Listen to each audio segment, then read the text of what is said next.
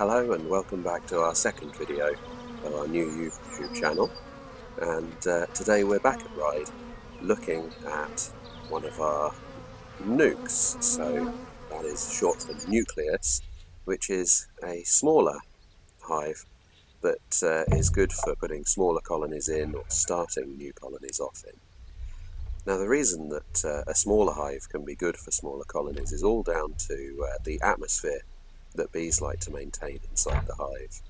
People often are surprised to know how important this is, but bees are able to maintain a very stable atmosphere inside their hive, both in terms of temperature and humidity, which is vital for them bringing on the brood, their eggs and young, successfully and healthily. Now, keeping that atmosphere so stable involves the expenditure of calories, and calories are everything in beekeeping. If you look at the bottom of these cells, particularly if you're on full screen, you may be able to discern tiny white grains at the bottom of those cells, and that's the eggs that are absolutely vital to our inspections, and one of the first things that I usually look for as freshly laid eggs denotes that the queen is present and healthy, even if we do find the queen. And so while I like to find the queen for the videos, as I know that people get excited by her, it isn't actually necessary to find the queen on every inspection. You can usually infer her presence and health just by looking at what the eggs are and how freshly laid they are, particularly if they're standing upright. She has just laid them.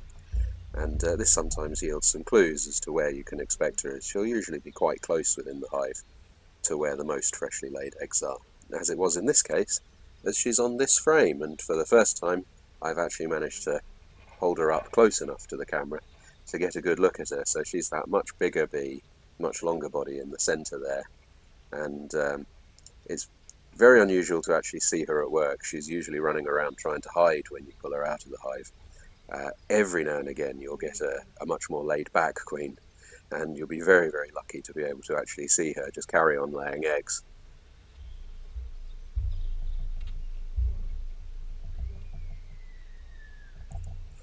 Now on this next frame that I'm about to pull out, we'll see what the third type of bee that you get in a hive is, which we haven't seen yet because it's a little bit early in the season. And so the first sign is their brood in the frame. And this is drones, who are the only male bees. So the queen is female, obviously. The workers are sterile females. The drones are the male bees, and obviously they're vital for their reproduction. And so here on the bottom half you can see that biscuity colour worker brood that's sealed up. They're ready to hatch, but that lighter coloured and more domed brood on the top half is drones ready to hatch out, and there's a lovely cluster there. Now you have to watch out. Sometimes you get a hive that lays altogether too much drone brood. Drones don't do anything other than breed, and so again with the calories, keeping them alive, if you've got a huge number of drones in a hive, that's quite often a sign of a hive in decline. But in this hive, that was the only patch of drone brood, and I'm fairly laid back about that. Some beekeepers will cull drone brood hugely. That was in vogue in British beekeeping a couple of years ago, and the knock-on effect of that was people started reporting having problems getting their queens mated, and really that should have been a no-brainer. I very, very rarely cull drone brood, and never just to sort of reduce the mouths to feed. There is an argument, and a strong argument, that sometimes culling drone brood will help you with the Varroa mite, which is a terrible pest which is the undoing of most of your hives. And so in just a few circumstances I might do that, but I like to avoid it wherever I can.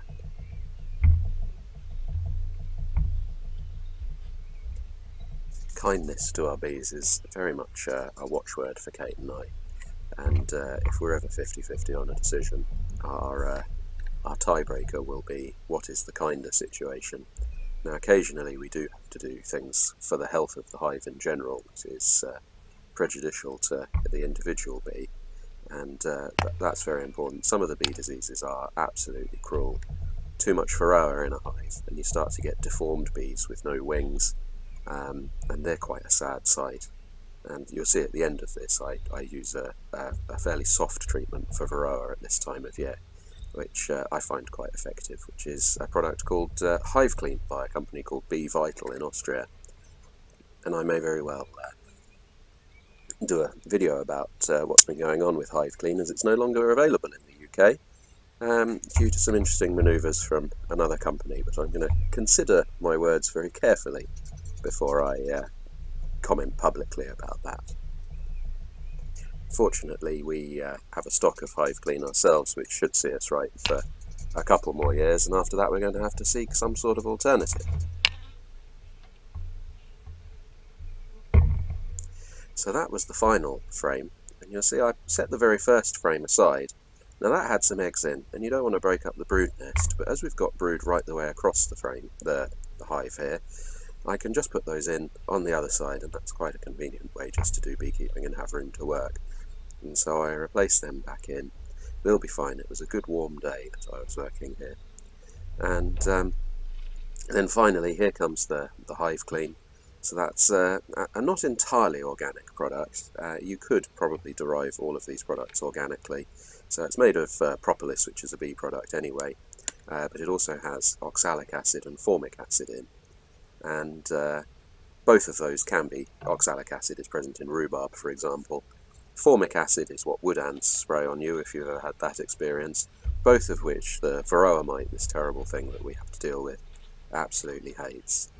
So the nukes are much quicker to work with, and where this one's looking so bonny, they'll actually, having gone down from a full hive last week, I'm probably going to put them back up to a full hive next week, so they'll have only had 2 weeks in that small hive, and but it will have done them a lot of good. It gives them a real boost, even just a short period of them. And so we may well come back to those in a future video, putting them back up to a full hive.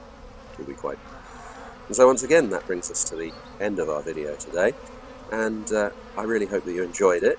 If you did, please do subscribe to both our YouTube channel and our Facebook page. It helps us immensely. We are a start-up business.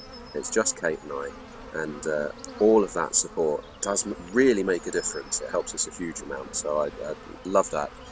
Any questions, either ask in the comments on YouTube or contact us on our Facebook page. We're more than happy to engage with those. Talking about bees is one of my favourite things. I hope you have a great day. Thank you.